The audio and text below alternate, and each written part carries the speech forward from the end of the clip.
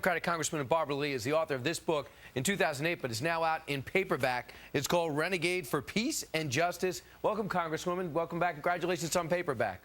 Glad to be with you. And you know, let me just say, in my book, I do write a little bit about going to war, the authorization to use force, which I, of course, opposed as it relates to Afghanistan right after the terrible events of 9/11. Because anytime you talk about using force and military action, you really have to consider the ramifications of that in terms of the creation of more violence and more anger toward not only the people that you're getting ready to engage with, but also our national security interests. Now, Congresswoman Lee, do you feel as though we are doing enough in Libya? Because reports just about a half hour ago, rebel forces using gunships are being taken out now. Excuse me, the forces loyal to Muammar Gaddafi are taking out the rebels, who are essentially protesters and some defectors. They could end up being slaughtered. Are we going to just stand by?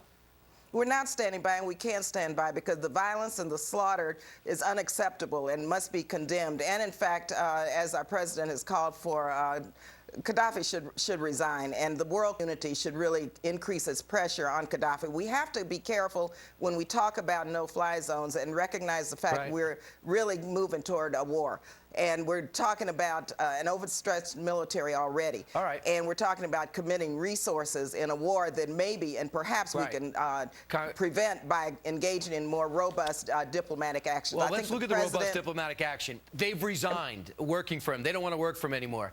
NATO will not approve it because Turkey won't approve it. And the UN's not going to approve any action because Russia and China or China are going to stand in our way. So should we sit by and allow Gaddafi to persevere?